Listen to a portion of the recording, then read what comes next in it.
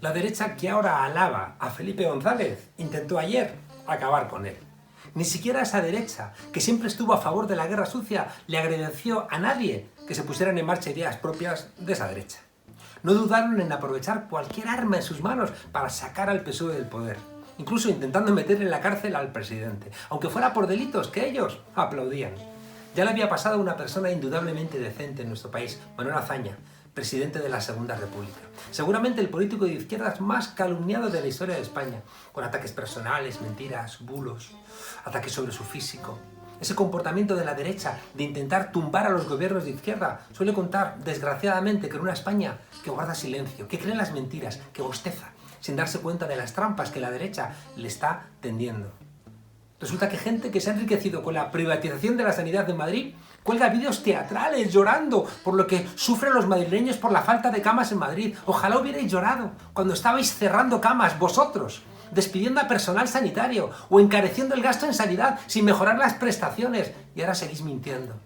Esa derecha no tiene otra patria que su interés. Nunca ha cuidado de la patria verdadera y a menudo traiciona a la patria. Y está en el ADN de una España de reyes, de banqueros, de obispos y de señoritos, que siempre sacó de foco cuidado a las mujeres. Machado, que murió exiliado por culpa de esa derecha, lo escribió en sus proverbios. Ya hay un español que quiere vivir y a vivir empieza, entre una España que muere y otra España que bosteza. Españolito que vienes al mundo, te guarde Dios. Una de las dos Españas ha de helarte el corazón. Ese españolito que empieza a vivir es la otra España. Y le dice Machado, cuidado, esa España que despierta va a ver su corazón congelado por la España que muere o por la España que bosteza.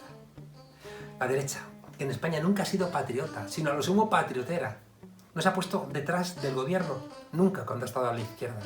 Porque no les interesa ahora, por ejemplo, que se solvente la crisis. No les interesa que la mayoría del pueblo se libre de hacerse cargo de un problema del que no es culpable. Al PP y a Vox solo les interesa intentar tumbar al gobierno, como han hecho siempre que ha gobernado la izquierda. Hicieron esos gobiernos la política que hicieran, porque creen que el gobierno les pertenece. Y por eso llama tanto la atención la lealtad con el gobierno que está teniendo el alcalde de Madrid, lo que resalta aún más el comportamiento desleal de Díaz Ayuso.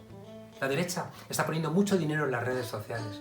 Hay agencias, compañías que están llevando cientos de cuentas que no tienen apenas seguidores, que tienen muchos números en sus nombres, que nunca nos dicen quiénes son anónimas y se dedican a sembrar mentiras, bulos, a descalificar al gobierno y principalmente a Podemos.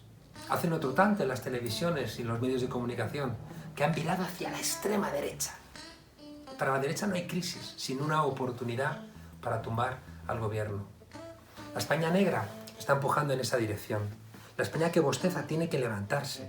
Después de los aplausos de las 8, debemos empezar a preguntarnos qué tipo de democracia queremos. Y que del esfuerzo que estamos haciendo, enorme en muchos casos, salgamos mejores personas en una sociedad más decente. Bienvenidas a La Frontera, desobedientes.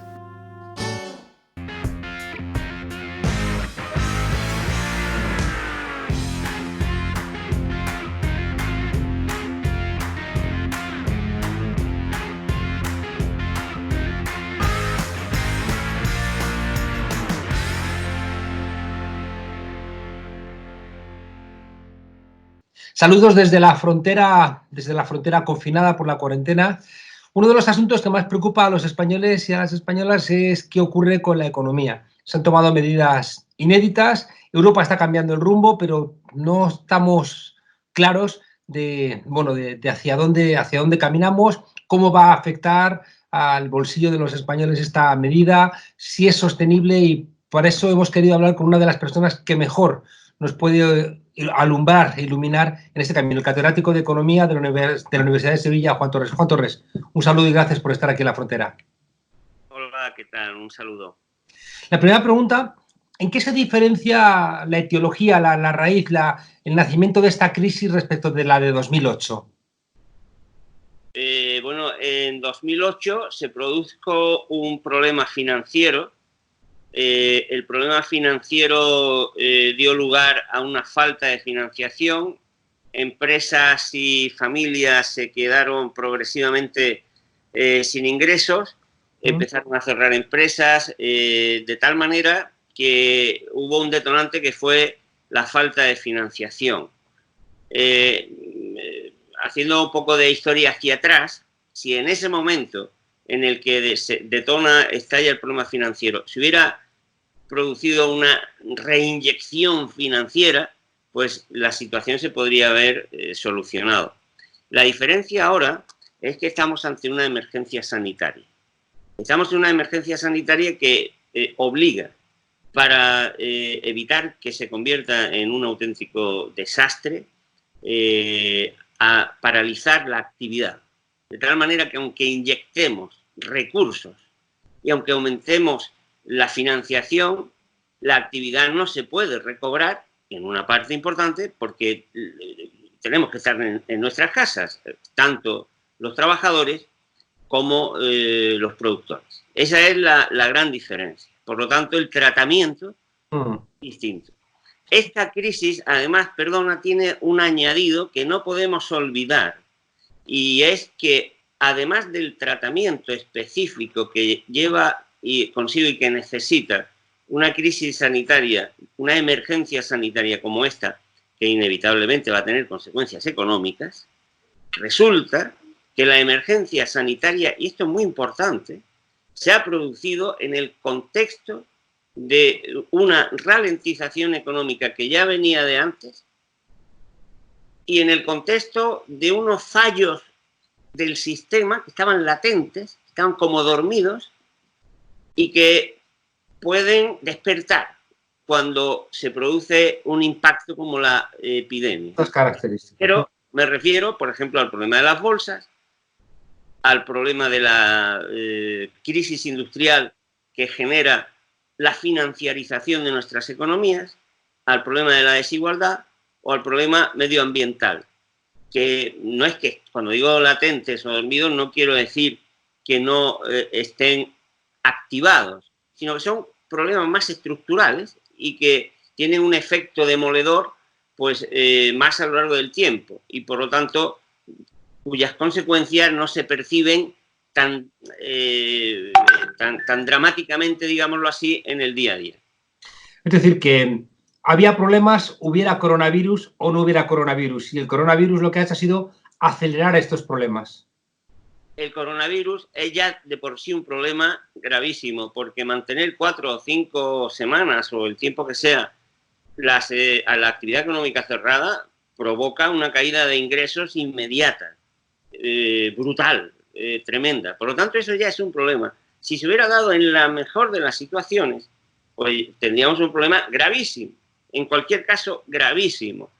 Pero si además de eso tenemos las bolsas que nos están metiendo presión porque pueden estallar en cualquier momento, si además de eso tenemos una tendencia desde hace decenios a debilitar los servicios públicos y el papel de los estados, si la deuda venía creciendo exponencialmente, si la desigualdad también, si tenemos un problema medioambiental que nos puede poner en problemas, pues claro, el impacto de la crisis de la pandemia puede generar un bloqueo sistémico. Yo escribí el otro día en un artículo que vivimos en un sistema complejo. Nuestra sociedad, nuestra economía, nuestro planeta es un sistema complejo.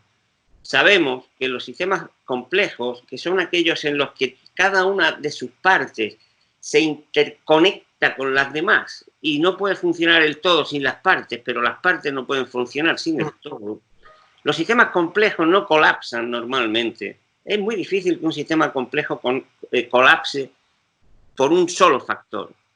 Pero cuando diferentes fallos sistémicos, diferentes factores se ponen en marcha, la probabilidad de colapso es muy grande. Claro, es mucho mayor. Juan, otro de los elementos que ha llamado la atención es la respuesta desde Europa, ¿no? En 2008 hubo una aceleración del modelo neoliberal.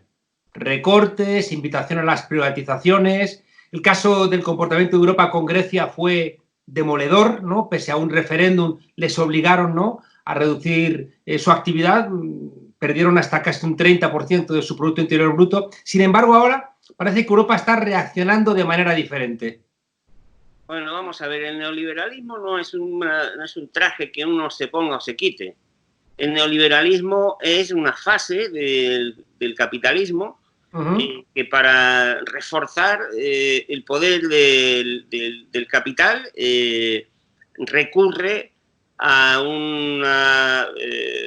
un debilitamiento de los derechos, de las instituciones, que ha creado una cultura, unos valores, una civilización diferente basada en el egoísmo, en la individualidad, en convertir a la sociedad en una no sociedad. Por lo tanto, eso no desaparece. O sea, el que ahora se tomen medidas de inyección multimillonaria no quiere decir que el neoliberalismo se haya aparcado. Vivimos en pleno capitalismo neoliberal. ¿Qué ocurre? Pues que esas recetas, que en realidad son casi siempre más retóricas que otra cosa, de frugalidad, de austeridad, de limitación del gasto, pues ahora se las tienen que guardar. ¿Por qué? Porque esto se viene abajo. La respuesta es que es de sentido común. A ver, las economías funcionan generando ingresos para el capital y para el trabajo. Y deja de haber actividad. Es el capital y es el trabajo quien deja de tener ingresos. Y eso provoca que la economía en su conjunto se venga abajo. Por lo tanto, la respuesta es que hay que ser extraordinariamente torpe. Ya tendría que ser el colmo para no darse cuenta, y por eso se han dado cuenta, de que en esta ocasión la cuestión era de otro tipo. Es que aquí hay que poner dinero sobre la marcha inmediatamente. Lo que pasa es que ahí también se están equivocando. Se están equivocando porque el neoliberalismo también es una ideología, y es una ideología equivocada. O sea, es una falseación de la realidad. Y no entienden que los mecanismos económicos no funcionan conforme a esa ideología. Y se están equivocando ¿por qué? Primero, no están apreciando la magnitud del problema y están poniendo demasiados pocos recursos en la economía.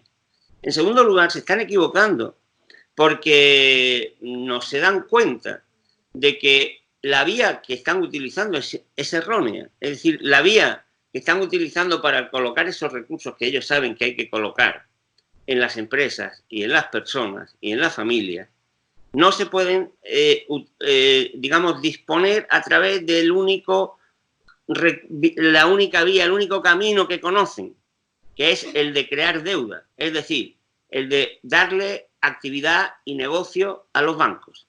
Hoy día, para salvar esto, y esto me gustaría transmitirlo de una manera muy clara, para evitar una catástrofe humanitaria impresionante, hay que poner dinero en el bolsillo de la gente que no tiene dinero para salir, para hacer los pagos inmediatos, que son los que han perdido o van a perder el ingreso, o los que ya de suyo y de antes no lo tenían, al mismo tiempo que se retarda, se elimina en la mayor medida posible los pagos que puedan hacer, siempre que ese retardo no me cree un problema mayor, pero al mismo tiempo, y esto quisiera insistir, al mismo tiempo hay que garantizar que las empresas, sobre todo, lógicamente, pequeñas y medianas, no desaparezcan en estas 4, 5, 6, 7 o las semanas en las que vamos a estar. Que pueda retomar después el empleo. Si no,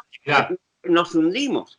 Y quiero decir esto con toda responsabilidad, porque muchos compañeros, y seguramente quien nos está viendo ahora, está recurriendo y planteando la idea de decir, pues, una renta básica.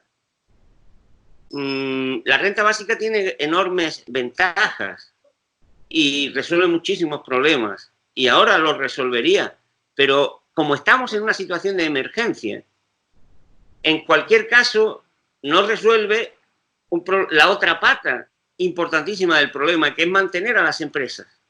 En otras condiciones, si tú pones en marcha la renta básica, la gente se gasta ese dinero y va a las empresas y genera ingresos.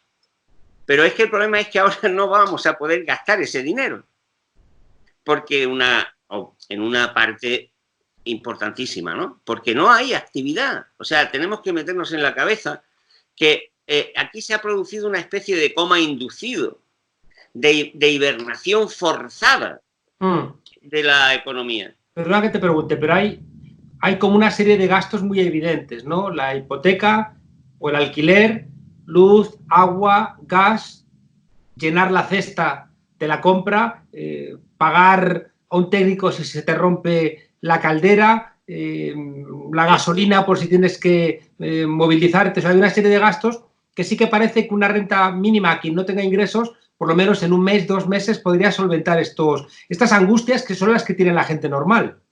Sin duda, esa es la primera pata que hay que establecer.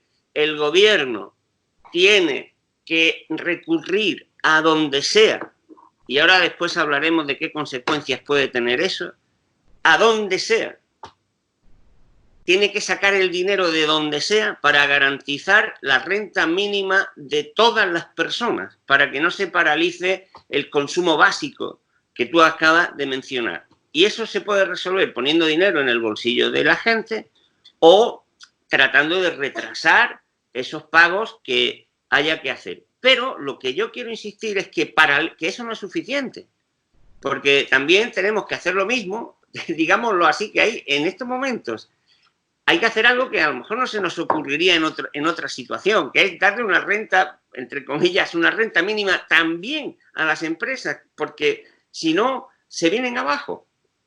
También yo tengo aquí enfrente, miro por la ventana y veo una pequeña empresa, un pequeño comercio, que tiene que pagar el alquiler, que tiene que pagar la luz, que tiene que pagar créditos que tenía de antes. Si no le ponemos dinero en la mano a ese pequeño comercio, que a lo mejor es un trabajador autónomo, un empresario con 3, 4, 5, aunque tuviera 50 o 500 trabajadores, hay que garantizarle cada uno de ellos, naturalmente en la escala que sea necesario, también hay que garantizarle ese ingreso, porque si no nos vamos a encontrar que cuando salgamos de esto hemos salvado, y esto ha sido positivo, a las empresas, a las personas, y habrá sido un gran triunfo, pero nos vamos a encontrar que los negocios, la producción de bienes y servicios está destrozada, ha desaparecido. Que nos queda poco tiempo, a ver si podemos hacerte preguntas concretas. La Unión Europea está pensando en algo que sería algo así como una mutualización de las deudas. Claro, yo calculo hoy en el artículo que saco, los cálculos que se están haciendo es que garantizar el ingreso de esas empresas y de las familias podría costar quizá entre 80 y 250.000 millones. El Estado no tiene eso. No lo tienen. ¿En Europa o te refieres a España? Ni en España, ni los países. Digo, ¿la cantidad esa es para España o para Europa? Para España. 250.000. No, como mucho, o sea, nos movemos en una horquilla. Garantizar todo el ingreso quizá podría costar entre 80 y 250.000. Pero, lógicamente, a lo mejor no hace falta garantizar el 100% del ingreso, sino el 80%, ¿no? Entonces, ese dinero, aunque fueran 40.000, no lo tenemos.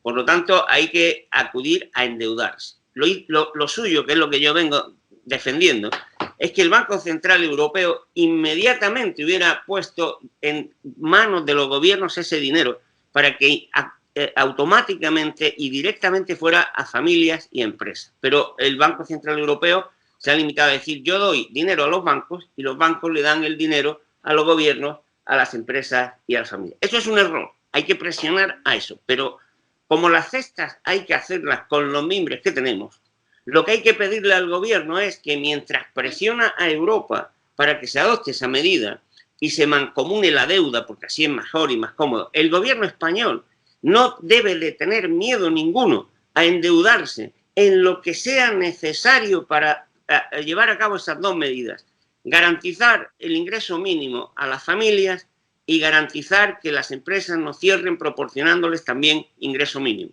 ¿No generaría esto el problema maldito de la subida de la prima de riesgo, es decir, de lo que nos costaría después pagar esa deuda? De momento el Banco Central Europeo al menos ha dicho que va a comprar esa deuda indirectamente, por lo tanto no debe subir la prima de riesgo. Y si sube la prima de riesgo, pues ya veremos cómo le hacemos frente a eso. Pero es urgente, es que estamos en peligro. Al mismo tiempo yo, hoy en mi artículo, ofrecía también alguna otra alternativa. No sé, en estos momentos tampoco hay mucho tiempo de pensar las cosas, pero yo creo que el gobierno, por ejemplo, podría pensar en la emisión de una especie de deuda patriótica para que fuéramos los propios españoles los que suscribiéramos con nuestro pequeño o mayor ahorro esa deuda inmediata, o crear un fondo de solidaridad, una especie de crowdfunding para que las empresas que se comprometieran a mantener el empleo pasado mañana, a suscribir programas de responsabilidad social y de igualdad y medioambiental y a poner en marcha medidas por una economía del bien común, recibieran ahora el apoyo de quien pudiéramos, o incluso pues que las personas, quizás empleados públicos, quienes estemos en una situación pues de un poquito menos agobiada, pues que ayudáramos y hiciéramos cierta renuncia con la idea, en la medida de lo posible, de recuperarlo, porque la situación es de emergencia. Carlos, en un minuto, ¿por qué es un problema que se preste el dinero a los bancos y no directamente a los gobiernos? Pues mira, muy fácil, porque el Banco Central Europeo puede prestar al 0%, porque crea el dinero de la nada.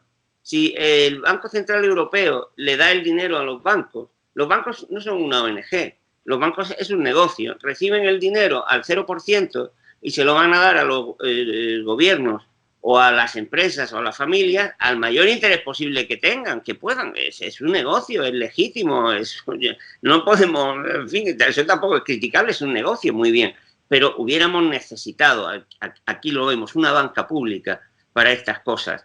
Entonces, en estos momentos de emergencia, incluso medios muy conservadores y economistas nada sospechosos de izquierdismo, al revés, están reclamando lo que llaman el helicóptero monetario, es decir, que sea el propio Banco Central Europeo el que coloque el dinero directamente en manos de la gente, de las empresas y de los gobiernos. Eso es urgente, eso es imprescindible y hay que hacer presión al gobierno español, presión de apoyo, de ayuda, de complicidad. Y creo que también el gobierno tiene que hacer una llamada al resto de la sociedad, a toda la sociedad, a los partidos. Por lo menos hay que poner de evidencia que estamos haciendo una estrategia de recuperación nacional.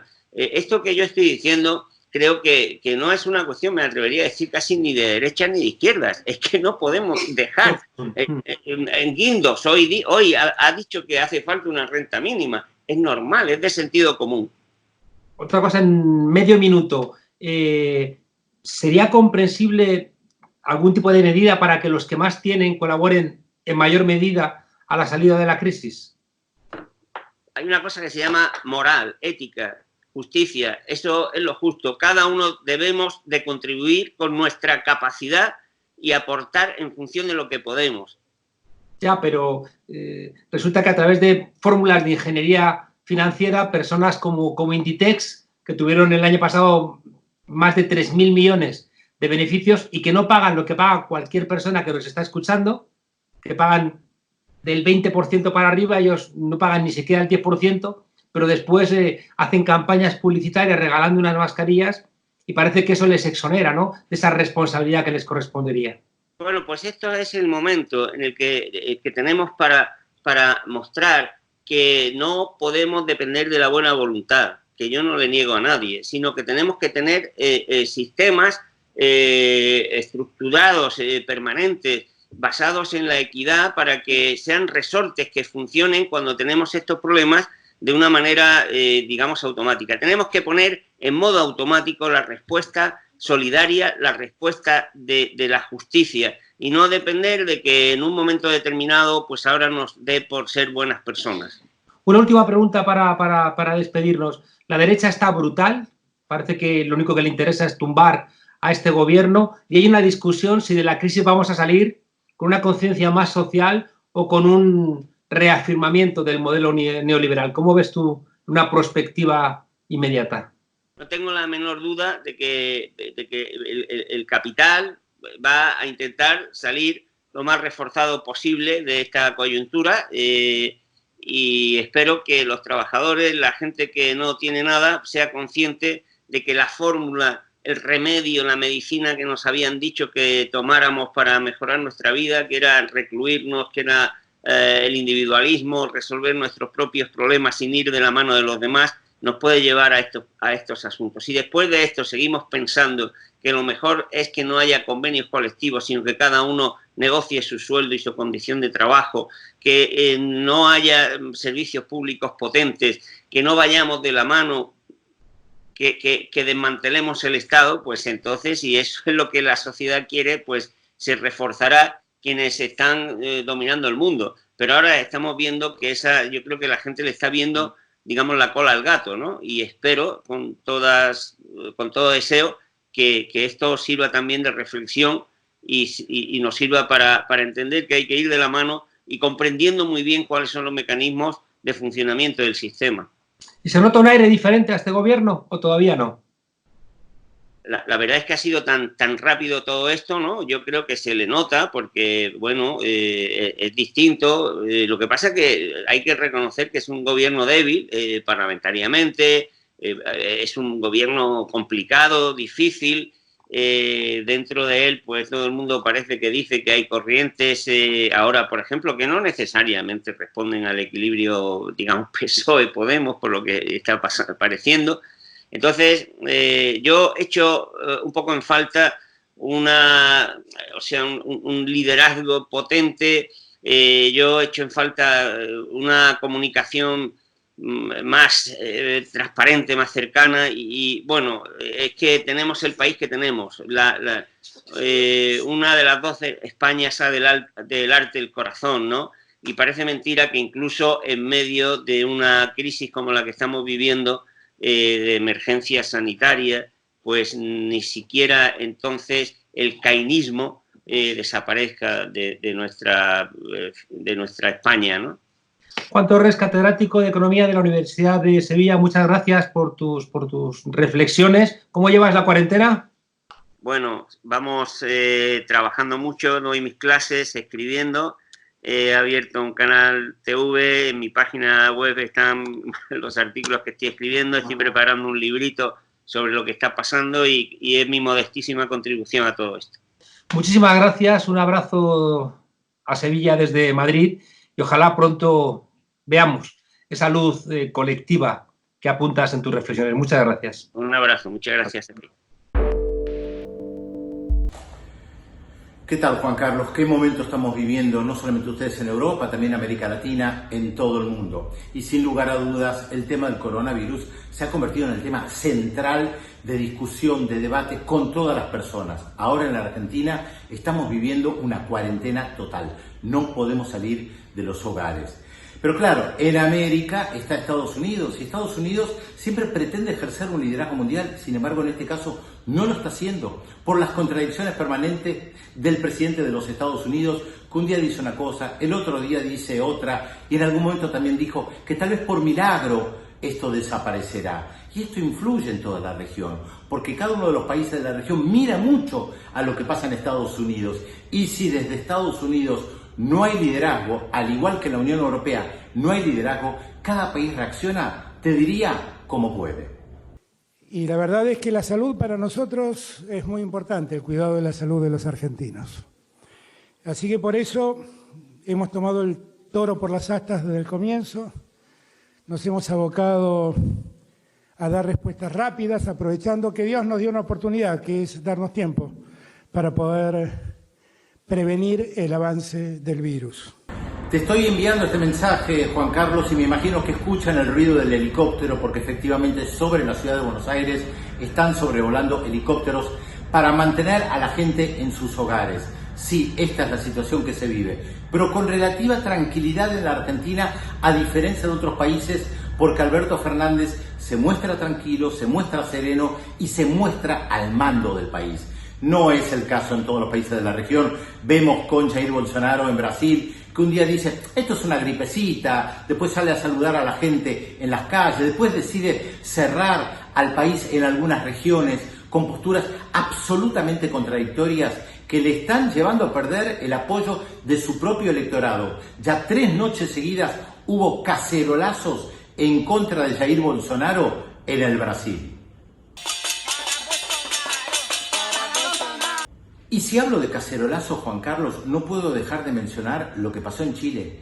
Cacerolazos en contra del presidente Sebastián Piñera para que imponga la cuarentena.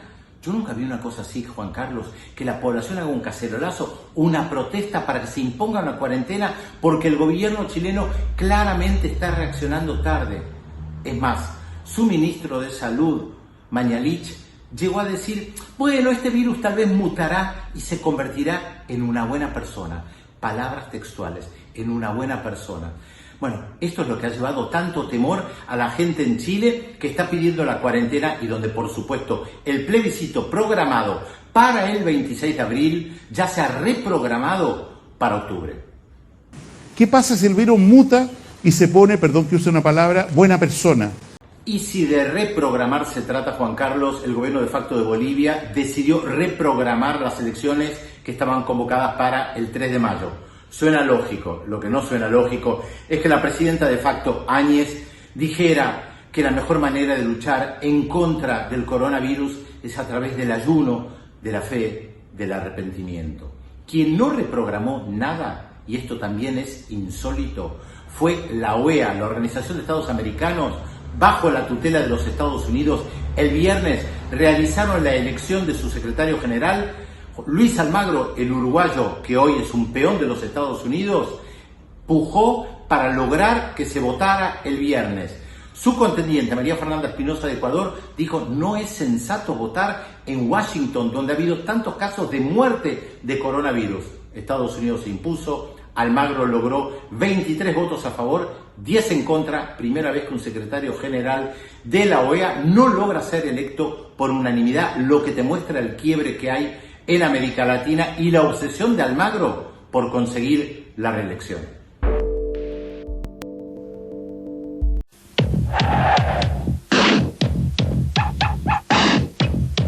Urge, o sea, yo de verdad creo que en estos momentos el Gobierno de España, y no voy a hacer ninguna crítica política, ninguna, porque no es el momento, pero el Gobierno de España tiene una prioridad, que es dotar a los centros hospitalarios, a las residencias de mayores y donde estén trabajando los profesionales sanitarios, mandarles el material que necesitan, los equipos de protección individual, porque tenemos que proteger a quienes nos cuidan a nosotros en primer término. Por supuesto, los más de 200 respiradores que se necesitan con urgencias, porque esos respiradores van a salvar vidas. Claro. Nos estamos jugando la vida nosotros por una mala gestión de años anteriores en los que la sanidad pública se ha desmantelado totalmente. La señora Cifuentes está ahí y lo puede corroborar. Esos 200 respiradores seguramente han desaparecido en años de su presidencia, igual que las 120 camas que desaparecieron de nuestro hospital en 2012 y los 90 compañeros que fueron despedidos solamente de nuestro hospital. En el mundo mágico de Cristina Cifuentes siempre es primavera. Los unicornios revolotean alegres entre gaviotas del PP. Su infinito fondo de armario tapa su alma oscura y todos los pecados del pasado. Y el coronavirus, como dijo un antiguo ministro, pues debe ser un bichito muy pequeñito que si se cae de la mesa, pues va y se mata. Consejos vendo que para mí no tengo. En 2012 había 15.531 camas operativas en la región madrileña. 8 años después, las camas que funcionan, son 12.565. Para que os hagáis una idea, 3.000 camas cerradas equivalen a 3 hospitales cerrados. Más datos. En aquellos tiempos Madrid contaba con 75.482 efectivos sanitarios. Hoy son 72.193. Claro, hay que llamar a estudiantes, hay que llamar a jubilados, lo que haya. Eso sí, en Madrid todo más caro, porque las empresas de la sanidad privada están ahí para ganar pasta. Pero si están gestionando los fondos buitres. ¿Y os creéis que esa gente va a perder ni un euro para mejorar la vida de los profesionales de la sanidad? Para mejorar la situación de los pacientes. Pues si te van a cobrar hasta la televisión. ¿Quién es el culpable de que la sanidad madrileña haya perdido esas 3.000 camas y 3.200 trabajadores en los últimos años? ¿Qué partido lleva gobernando la Comunidad de Madrid desde hace 25 años? Esto ha sucedido porque la sanidad pública madrileña no está presupuestada como es debido y porque hay alguien haciendo negocio con la sanidad. Hay un porcentaje muy alto que se deriva a los conciertos con la privada. Es un gasto sanitario per cápita, además, que está muy por debajo de la media de todas las comunidades autónomas. Incluso pagando más cara la sanidad privada, estamos por debajo en Madrid de la media de las comunidades autónomas. 14 puntos por debajo en 2019. Es una gestión que ha generado más listas de espera, más días de demora y, por supuesto, más deuda, claro. No hay que olvidar que la sanidad madrileña debe a los hospitales de gestión privada 722 millones de euros. A veces gestionados esos hospitales por lo mismo que después gestionan Telepizza, a quien después Ayuso le entrega los menús infantiles. A estos datos añadamos los sobrecostes en la construcción de hospitales durante el mandato de Esperanza Aguirre. Se hablan incluso de más de 3.000 millones de euros. El material sanitario que se hubiera podido comprar con todo ese dinero. ¿De qué se ríen Cifuentes y Ayuso? Ahora nos preguntamos qué demonios de razones hay detrás para tener que construir deprisa y corriendo un remedio de hospital en las instalaciones de la Feria de Muestras en el IFEMA de Madrid, mientras hay torres enteras vacías en los hospitales públicos de gestión privada, como en el Infanta Sofía. Hay plantas sin utilizar que suponen cientos de camas y, por tanto, cientos de muertos. Y encima nos enteramos de que hay hospitales privados en Madrid que quieren hacer ERTEs para despedir a gente. La sanidad privada sería lo mismo que unos bomberos privados, que a ti te hacen falta, pero para las empresas que los gestionan se trata solamente de un negocio. No es otra cosa que un negocio. Y es verdad que no son tiempos para la crítica política, ojalá. Pero están todos los medios de comunicación, junto con la ultraderecha y la ultraderecha, mintiendo todos los días, generando miedo, sembrando calumnias, con el único objetivo de debilitar al gobierno, estos patriotas. Ya, muy patriotas. No es tiempo para la demagogia barata, ni para la propaganda electoralista. Y si atacan, pues la gente tendrá que defenderse. Ay, Cristina, podrías hacer caso a Morfeo, el de Matrix, tomarte la pastillita azul, la de tu partido, por cierto, y quizás sí despertarías de ese universo paralelo en el que parece que vives. Ay, hasta mañana, desobedientes.